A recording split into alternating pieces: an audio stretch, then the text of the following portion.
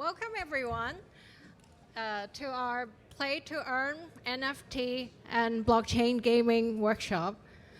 So we're from Catheon Gaming. Here on stage with me, I am Rachel, the PR and Comms regional lead, and I have also our teammate Poppa from community lead, who's a community lead in Catheon Gaming, and Alessio, who's a lead of global marketing from Catheon Gaming. I will give some time to my teammate to introduce themselves. Thank you for that, Rachel. And thanks everyone for joining. Appreciate everyone taking the time, and hopefully we'll have some fun. So very, very brief introduction about myself. Ex-engineering student, long-time gamer since before I could stand. And I love like tech and I love investing, so this combines all of it. And yeah, I've been with Catheon for like 4 or 5 months, 6 months almost, and very happy to be here. Yeah, thanks Poppa, thanks Rachel. Thanks God, we have a beautiful day. I'm really happy to be here in Lisbon. Yeah, as said, I'm head of marketing, global marketing for Catheon Gaming. I actually started at a very basic. I was an investor in SolChicks, one of our main projects, and I was just a community member. And I got so involved, so passionate about the project and the whole ecosystem that I just joined the team eventually. And I'm super happy to be here and share like our path. Thanks for the introduction, guys. Why don't we start the panel with a bit of introduction in what is NFT and how does it relate to play-to-earn games? Yeah, so I'm guessing like everyone here knows what an NFT is, but there might be a few who don't. And for you, so NFT is basically you own a non-fungible token. Everything is tracked on the blockchain, and that means you can have digital ownership of your own assets, which it has a lot of utilities. But for today, we'll mostly be talking about the utilities for gaming and play to earn. So, should I go on about play to earn, or do you have? Or like Alessio. Yeah. Let me just add something. I'll go on because forever. of course, I don't know how much you guys are involved in the play to earn and gaming and NFT space. So just to have a quick distinction, the difference between a token and an NFT is that an NFT is unique, right? It's embedded in a smart contract and it's in the blockchain.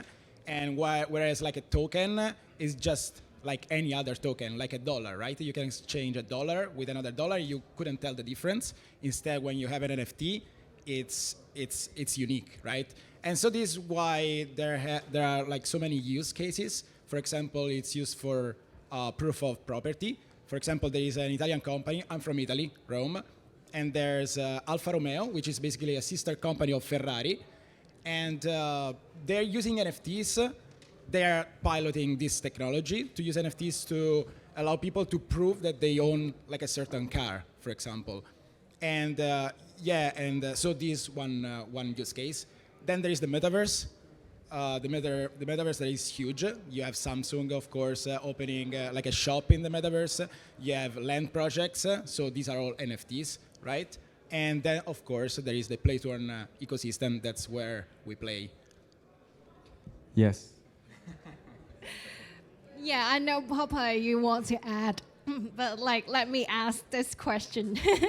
How does blockchain gaming differ from traditional gaming, and what's the pros and cons towards it? Yeah, so I can go on a lot about this, but so the biggest difference between play to earn gaming, actually before I talk about this, so I want, who here is a gamer or has played games? I won't ask you, you can, yeah. Okay, so we have a lot of gamers here, that's good to see. So a lot of you, like myself, have put in a lot of hours. Maybe you've even bought a lot of games or paid a lot of money like I have. I'm guessing today, if you would sell your assets or your accounts, it would be pretty hard. You'll have to do it on the black market. You won't get a lot of money for it. It's a super terrible investment if you just look at it from a financial standpoint. Play to earn will change this drastically. So with play to earn, you'll own your own assets. Hopefully they're scarce. They don't have to be scarce. But hopefully there's like So let's say for League of Legends, maybe there's like a certain skin. There's only 100 of them instead of infinite, like an infinite amount. So Play to Earn will make sure that not only your time but also your skill is something that you can actually extract value from, and it's not just centralized to the game or the ecosystem itself that created the game. So for me, I think that's going to be awesome because I'm very competitive. I want to be rewarded for my time. And I also spend so many hours on video games, and I'm not a professional player at all. So I don't know, maybe someone here's a professional player. Hats off to you. That's awesome. But I think it's fair, like more than half of the people raised their hands here. Wouldn't it be cool if all of us made money playing video games and just got something from it? So the obvious pro is that the value gained by these ecosystems and these games, it'll be shared to the participants and the players as well. The con is that maybe for some of these games, it'll actually be like, they will perhaps have certain play-to-win characteristics because it's very, very hard to have people pay for stuff if there's no obvious benefit. Obviously, cosmetics, I mean, skins you pay, those aren't expensive.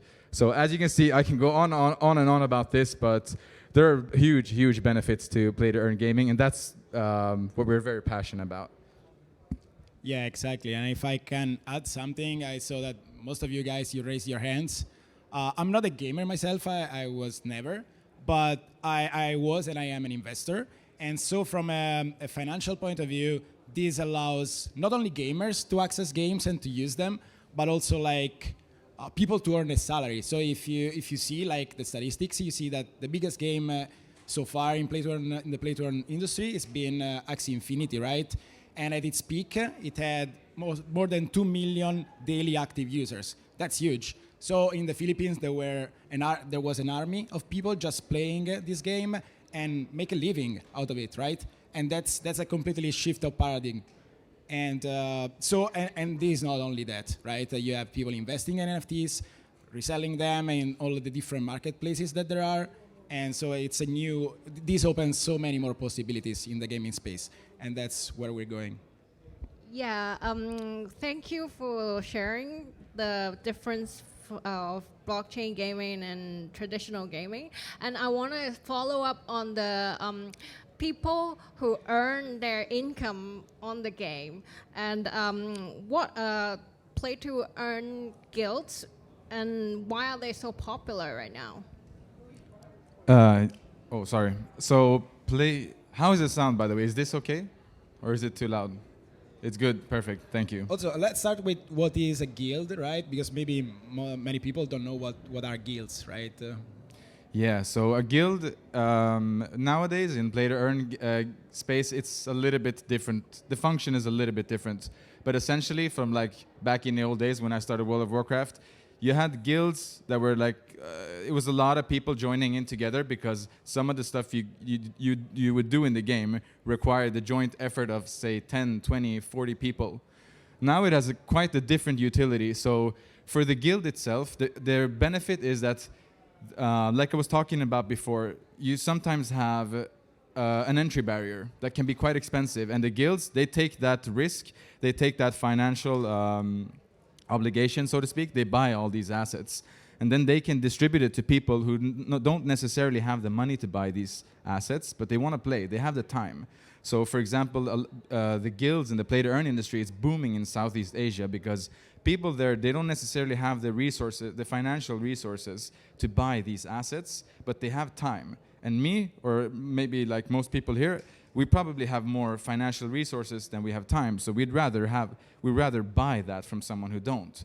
So now instead of the black market using like the black markets, now we can actually have all of this be part of the ecosystem so that all these players who couldn't afford these assets can actually play and earn with these NFTs. And the obvious benefit for the games is that these guilds, they get a bunch of players to start playing the game. They get a lot of daily active users. So I would say those are some of the benefits for both the game and the guilds.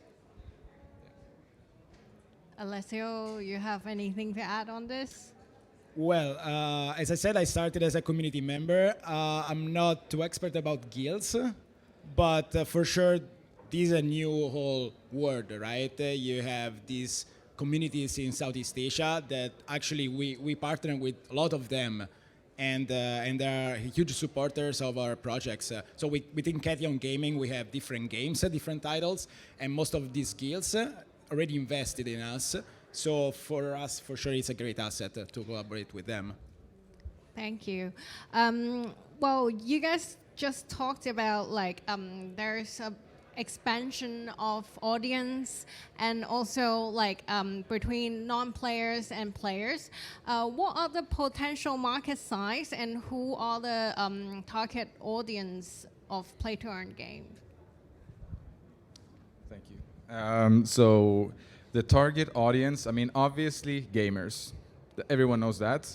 But the interesting part about play to earn right now, like where the space is, how fast it's moving, for an investor who maybe sees the potential but doesn't want to play the game him or herself, you can buy the asset and you can actually rent it to someone to play it. So that means that even though you don't want to play the game yourself, you realize that it has value or that it can be very valuable in the future, and you can have someone else play it. And you split maybe 60-40, 50-50, whatever. You can decide that for yourself, depending on a game. And for the companies who want to start, be part of this movement and gain value, like ourselves, I mean, the first mover's advantage is huge. I would compare the NFTs and the play-to-earn space to like all the internet companies in the 1998, 1999. A lot of them are not gonna make it, unfortunately, but there's a huge value to be captured for those who will. So that's my take. Yeah, that's a really good point. And just to also give an overview of the market situation, right? If you're in the crypto space, you always hear these terms like bear market, bull market. Now it's not super clear where we're at, but what is certain and what I've seen in the past is that after each bear market, you will have like the projects that are some of them are scams for sure. There's been like so many scams in the crypto space, but the ones that actually survive the bear markets will be actually the ones that will thrive in the future, and they have valuable propositions and valuable products to deliver. So right now you will see like brands like Animoca Brands, The Sandbox, and also Catheon Gaming. We are actually delivering what we promised, meaning that we have games on the market, right? So this is like the overview of what like the market is doing right now. And maybe we can start talking about Catheon Gaming. Yeah. And we have a video to play for you guys. Yeah, we'll introduce a little bit on our titles. And let me play.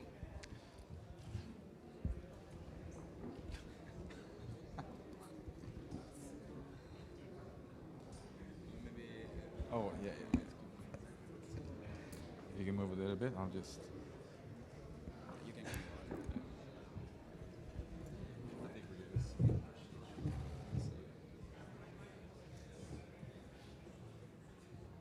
Do we have the sound? Maybe we need the sound for if this. You can pause that and we can have the sound as well. So we're gonna go through a video of like Catheon Gaming and some of the titles we have right now that we've accrued. Sound okay? No? Then we'll talk a little bit about Catheon. We'll show you one of the games we play with earning potential. See if that works. Oh, that's a lot. Yeah, we definitely have volume. Without further ado, so this is Catheon Gaming.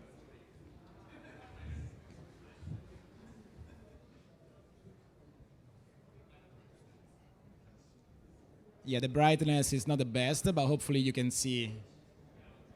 And there's still no audio.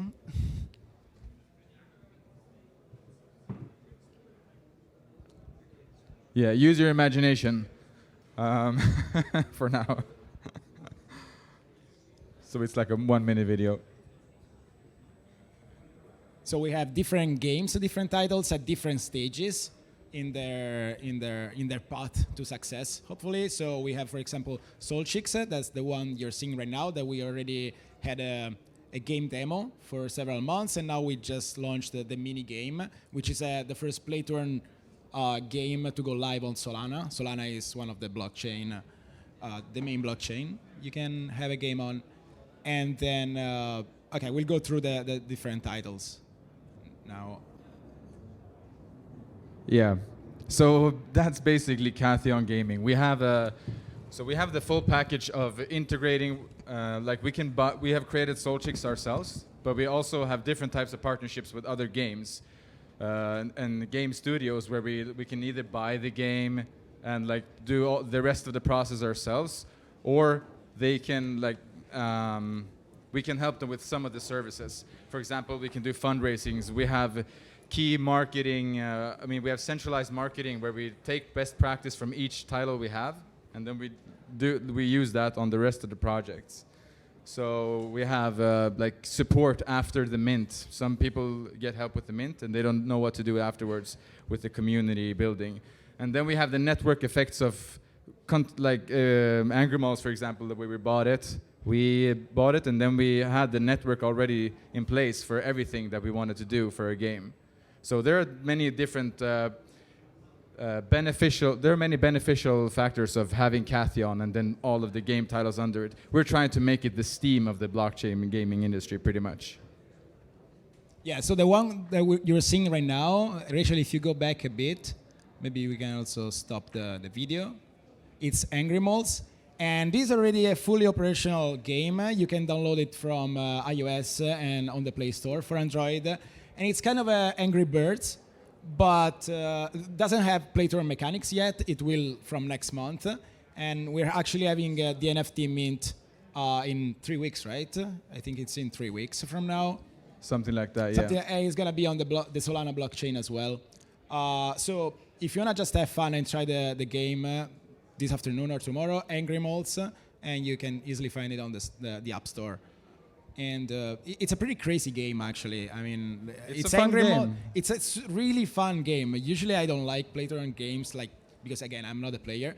But this game is freaking crazy. Trust me. Like it was built from this other Italian developer. He was not my friend. Now, of course, he is because we work together. But it's pretty sick. You can trust me. Yeah, it's a fun, very casual game, for sure. So not sure.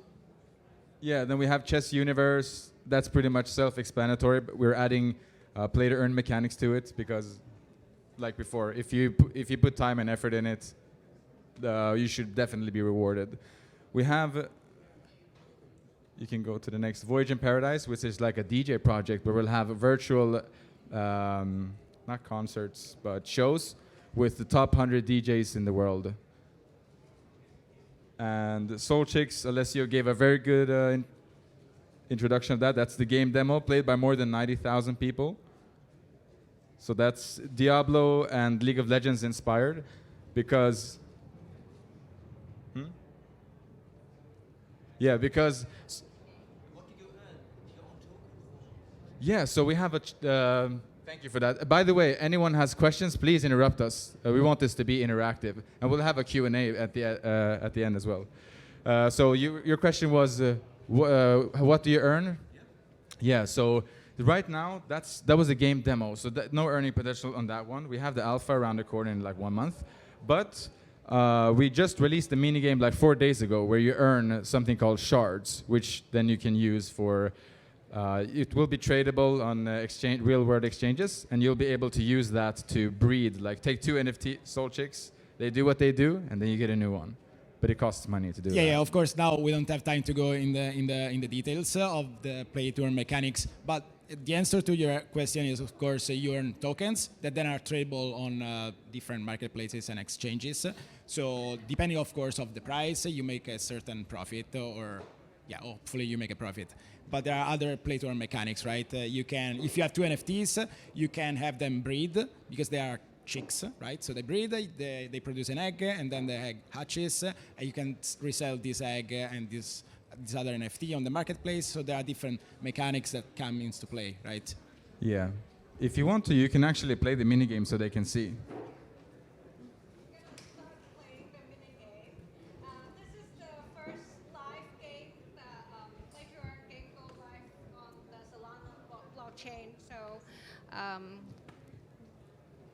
Here's maybe you can do like a commentator. I'll do my best. So we'll do the demo. It's 1 minute. You can see the actual like the mini game, super minimalistic one. But it's the first one on the Solana blockchain with earning potential. So we'll do that. And after that, I think it's great if we get some more interaction going. Great question. Thanks for the initiative. So we'll just take some random questions from there. But Rachel, go ahead. Let's see. So that was an NFT. Okay, you just need to refresh the site. It's been open for like a few hours. Yeah, so let's go through the steps, right? What's the first thing Poppa, someone that wants to play, need to do to play the game, right? You need to have a wallet, a Solana wallet, right? Yeah. Okay, so Go we are ahead. connecting live Poppa's wallet. Yeah. Maybe hide your huge balance. Yeah, right. Let's see. Let's see what kind of NFT you have got there. Yeah, I just have one in this wallet, so I actually came prepared. So we'll full screen that. So first you need a Cheung's NFT to play. Yeah, so like if you press play, you'll see that you need a... So that's actually an NFT that I have in my wallet. And you need this to play. You can play otherwise as well, but it's just practice mode without earning potential. So you can play start there, and we'll show the mini game. So the longer you can survive and the more coins you get, the more you will earn.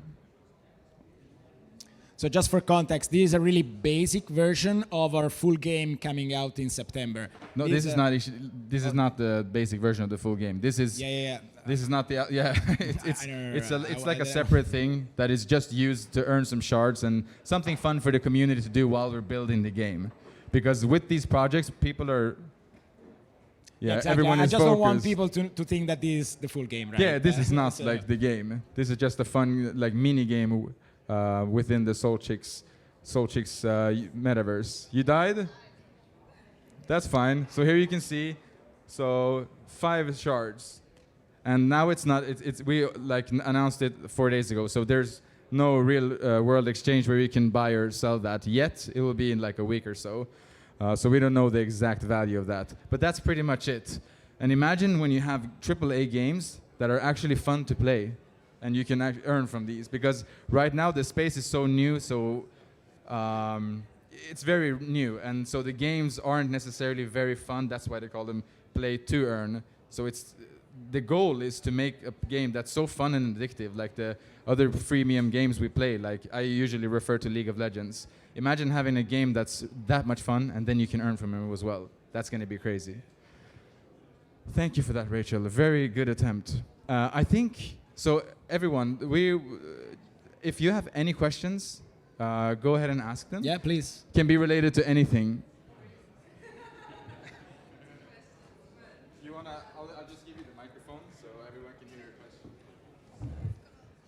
One question, what's the reason to use Solana? I didn't hear the question. Great question. So she's asking, maybe I'll just repeat the question so I don't have to run around. What's the reason that we use the Solana blockchain?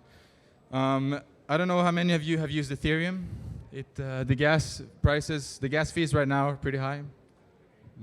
So Solana was actually one that had, you can do a lot of transactions per hour, and it's the transaction fees are super low. And we saw that to combine with, there was no game with earning potential, so we had the first mover's advantage. So it's a great question. Ethereum is not the only one, no. So you're right, there are plenty to pick from. We chose Solana. Yeah.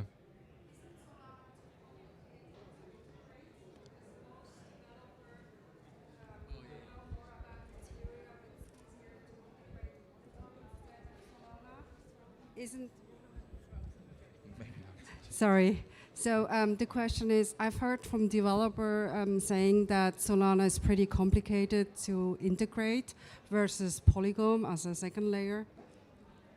Which was versus which one?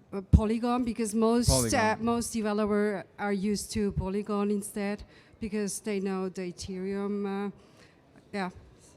Sure, that might be the case. Our developers thought that Solana was a good one to use, and we had that's not like the only factor. Obviously, we had long discussions with the Solana as well to decide that. So there's some other factors going into it as well. Yeah. Yeah, no, I mean, it doesn't mean that Solana is like the best blockchain for any game. It's just that we had to make a choice, and since we have different games, we had to choose which one we want to go with. And for sure, Polygon. I love Polygon. We will probably have in the future different project on different chains. It's true that Solana is architecture is pretty unique. It's not like Ethereum or Polygon where you can just transition all the information from one project to the other and easily move all the data. But Solana is really fast. It's still on beta, actually. The mainnet didn't go live yet. So it has so much room for growth. And it's one of the fastest growing blockchains. So we just went for that because, I mean, all the cards were in the right place.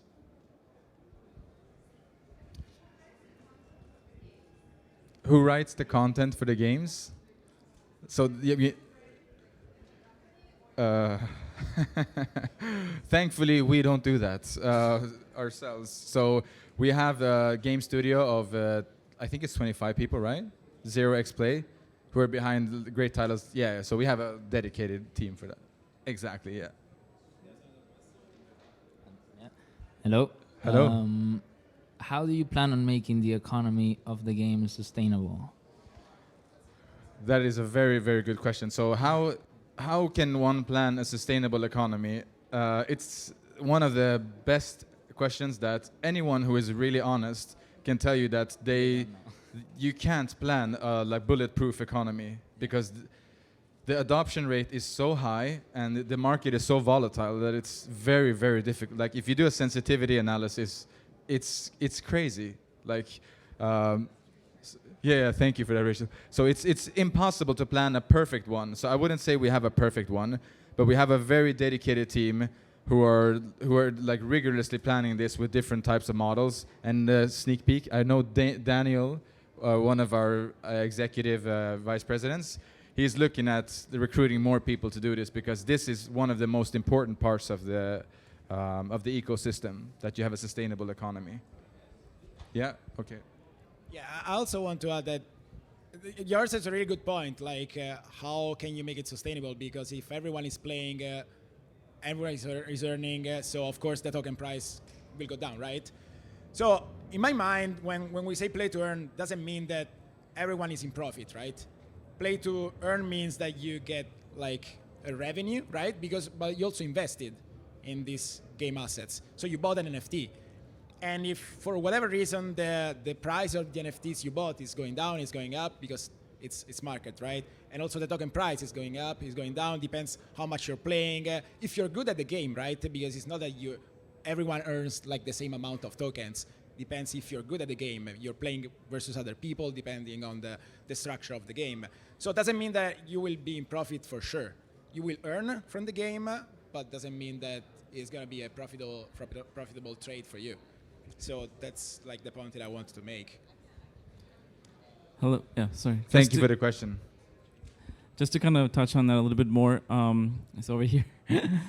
So, like, when you say play to earn, at least the current, Axie and the big Axie models, for everybody that earns something, somebody else is losing money, right? The money is coming from somebody, and it's a system where, the earlier you are to either enter or to cash out, you're likely to earn, whereas everybody that comes in afterwards who's left holding the bags are the ones who are paying for the people who cashed out, right? So, like, you're earning, some people are earning, but that money is coming from somebody else. So, again, that touches on the topic of sustainability, because that's not sustainable. So is there a way to kind of move away from that where, people are getting entertainment value for the money that they're putting in as opposed to everybody, because right now everybody's going in to get some money out, right? So, like, that, everybody's earning from somebody else's loss.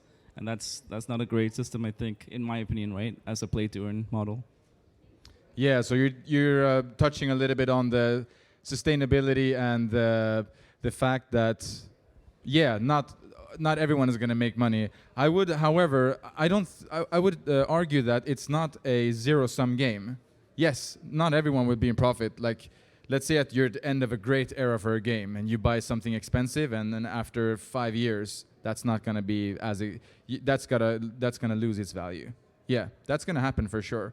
A worst case scenario, you get a game that people only play for the earning potential, which sucks, and then you get people holding the bag in the end. That's a part of it. But like a better scenario is where you actually have a game that's fun, where people, like, even if the value goes down, they would still buy it because there's something intrinsically rewarding about it. And this is the interesting thing. If you look at the behaviors of players in today's games, when I buy League of Legends skin, which I did last time, I think a week ago, I bought it and I knew that that's a sunk cost. I'm never getting that money back, but I did it because I enjoy the game. So it depends. Like if it's a zero-sum game, if your only incentive is the earn. Hopefully it's more than that, but yeah, I hope that gave some perspective on that question. Anyone else? Yes, hi. I think we nailed it, the sustainable economy in our game. And I'm curious, how can I have contact now, but do you have 5 minutes after this? Sure thing. Yeah? Yeah, cool. yeah, Cool. Absolutely. Thanks. I have all day.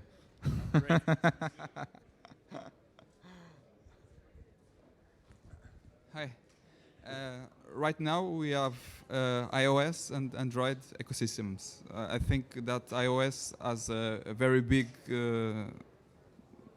chunk of the mobile market in terms of gaming. We know that Apple is not very does not accept monetization, because in the past I used to play a Bitcoin bounce little game that you can earn some satoshis, and they took off the game from the App Store. How do you manage with such a big player not allowing monetization on the games sold on their platform? Yeah, thank you. That's a really good question. And this is not a problem, but it's something we had to face. Of course, you cannot have like a Playtorn game an app on the Play Store on iOS, on the App Store, right? So the solution actually is really fairly simple. You just have in-game tokens in the game, like we have on Angrymals.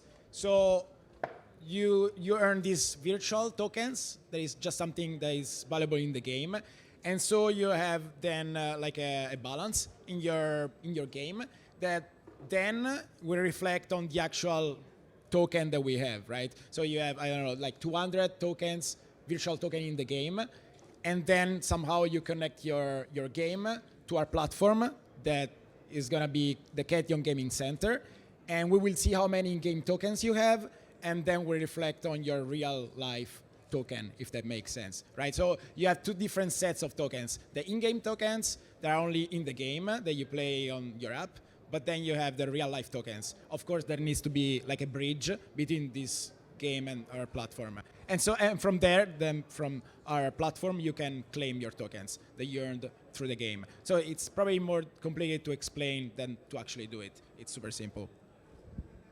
To your point, yes, they are trying to block it because they lose revenue, and it's a cat and mouse game of finding technical solutions around that. But I think in the short term, yeah, that can be an obstacle, but in the long term, like, it's inevitable. If you look, it's the same as when the freemium model came instead of pay to play. Like, it's just it's such a clear value add to the players and even to the companies in a long term period that in my mind it's inevitable. Like, there will be workarounds. Yeah, great question. Thank you for that. Hey, great speech. I just wanted to ask, I came in a bit late, so I'm not sure you touched on this, but will there be any burning mechanisms involved in the game? And as you said, you will integrate later on many projects with Polygon, right? Will it be interactable with the Solana network or the ecosystem, or would it need to be completely independent on its own on the other side? The burning mechanism question I got. The other one I didn't. Can you repeat that, please? So you said you will build projects on Polygon eventually. Will Polygon, the projects on there, be intertwined with the Solana projects, or would it be completely different? How would it work? Not sure about that, because do you know? I don't know, but I can say something. Yeah, for sure. The future, as we always hear in the crypto and the NFT space, is interoperability. Interoperability, right? So we want to have like one game with one token that is bridge. It has bridges to different chains, right? And that's the future, right? Because you don't want to be like only on one chain and like you can only access only people that are using that chain can use your game. You want everyone to play. And so, of course, this is the future. I'm not sure when we will have like integration for Polygon on all our projects because some of them are really at an early stage, like Chess Universe. Chess Universe, we just made this deal with this app, and they already have like 80,000 players, daily users. And but is still at an early stage. The play-to-earn mechanisms will come probably next month. So yeah, more blockchain will be integrated, but that will take a few months at least. So yeah, interoperability is definitely the future. There will be burning in the game. Very everyone in crypto loves that. Yes, so like this gentleman here was asking about the earning of the shards and what you do with them. So when you breed, that's one of them. So you breed, you pay with these tokens, 2 different tokens that we have, and they get burned. And then we'll have like marketplaces where you buy, and those will get burned as well. So there is like a deflationary system to it, which sounds good, but it has risks if it becomes too deflationary, which to your point, like the sustainable economies, it's hard to predict, but yeah, there will be burning. Thank you for the question. Did you get a t-shirt? Yeah, awesome. Yeah, I mean, about t-shirts, we have a bunch of t-shirts here that we want to give away. So maybe let's ask a couple of questions. So, for instance, the total gaming industry in the world is worth, I've wrote it down, it's worth around $200 billion, right? How much do you think it's worth? What's the total market cap for the play-to-earn projects? Do you have any idea? Like the total gaming industry is $200 billion. How much is the play-to-earn? Anyone, any idea? You say 40 million. It's actually pretty close, but not so much. It's a bit more. Maybe 1 billion? 1 billion? 1 billion, yeah. So it's 600 million, right? So it's incredibly like lower than, like less than the actual gaming industry. Imagine if all the games would transition to play-to-earn, to the play-to-earn idea and word. Yeah. Would be huge. I'm not saying that this is going to happen tomorrow for sure, but if this is happening, for sure, like the first movers will have an incredible advantage, right? And this is what we're trying to do, hopefully. Yeah. But can I raise a question regarding that point? Will we see a major AAA publisher this year, or when we will see a real good game relying on NFT with all that hate and all that publishers stepping back from their approaches? Or what do we need to get NFTs cultivated in AAA gaming? So time is a huge factor because it's a lot of risk. With all these, the risk reward is huge. The reward is huge because the risk is huge. So time, like and it's also like if you look at the gaming companies that are extremely successful, if you come to them and tell them like, hey, let's get less revenue and share with the CFO will not like that. It's super hard to get, like when you have these large companies that do extremely well, it's so hard to change them, like and not change them for the better in the short term. So time is one of them. Like you need to have people who take risks. So I know Illuvium is doing like a AAA rated game, but even that game will be auto battle because it's too hard to create a more advanced game. But we're actually integrating a game title that is a AAA game title, but it's confidential for now. So hopefully, if you follow us, you'll see which one that is. I can't share it here with you today. Yeah. Thank you for that. I don't think anyone. Everyone will get a T-shirt after this, by the way, because you've been all. Yeah, he wanted to feel like a rock star, so that's perfect. Yeah. So, yeah. So we have about 3-4 minutes left. So yeah. Hi there. Coming back to Solana, they are now arriving to OpenSea.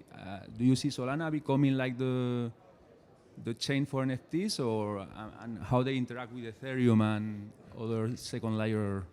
I mean, it's sort of a closed environment, no? Solana? For now, yeah, but and to your point, like with the OpenSea integration that everyone is talking about this last week, I think that's one step in the direction of like the bridge. I don't know what to call it, but I think like there will be a lot of bridge. 5 years from now, there will be a lot of bridges, even earlier than that. So I don't see it being a closed ecosystem for too long. That's my speculative guess.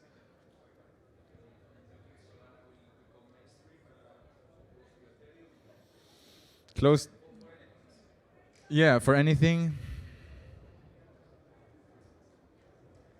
Yeah, I think close to Ethereum. Who knows? But I would say yeah. If I had to bet money on it, I wouldn't bet too much. But yeah, I'd bet on that. What do you think? It's growing a lot. It's fast. It's more ecological than Ethereum. So for me, it's a chain that I like because I'm experiencing NFTs in a way that I was not able to do in Ethereum. So. Yeah, same. The gas fees were killing me before, so thank you for that. Do you have or this looks like you're raising your hand? No? Yeah, you were doing, okay, never mind, my bad. Okay. So we'll do you, and one more question, and then I think they'll kick us out. So, yeah. But what I didn't get is it the token that you earn in the multiple games, the same token? So it's different, and why? Like, why did you choose to do that?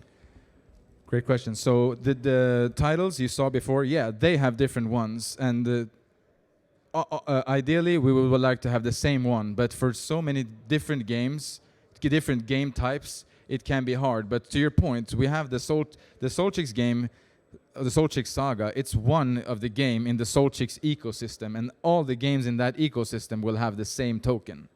So there is a solution like the one you were mentioning.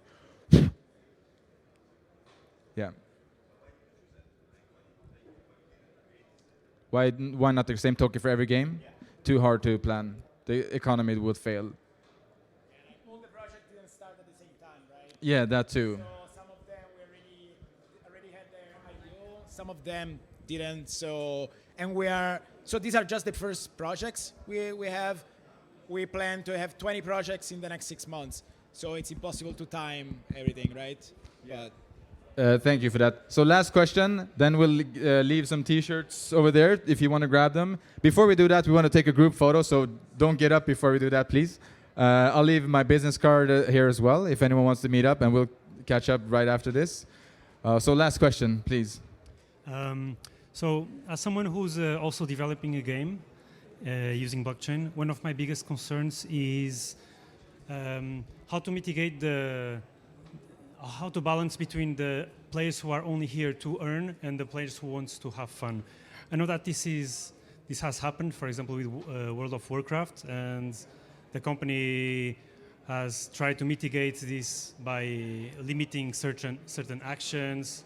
For example, you cannot play and then sell the character once you level up. So how do you balance this to not to not undermine the game? Yeah, so for our projects, we try to take already existing games that are proven to be fun or successful, and for the games that we've created ourselves, we want it to be fun, like intrinsically fun, that hopefully you will play it even if you couldn't earn, like we already do with a bunch of games. So I think once this space moves closer to that, then that issue will still persist like in World of Warcraft, but it will be smaller. So just making the games more fun is my belief. What do you think? Well, it makes sense, of course. Yeah? I have the same opinion. But as you said, like in Philippines or in Brazil, they have armies of people playing only to earn. Yeah. Especially in countries where they have low incomes. They see this as a way of making money. Yeah. I'm not sure if they could undermine the game. I think it could be a good thing if you'd have guilds with that. So I know people are coming in for the next one. Thank you so much. Let's do the group photo quick.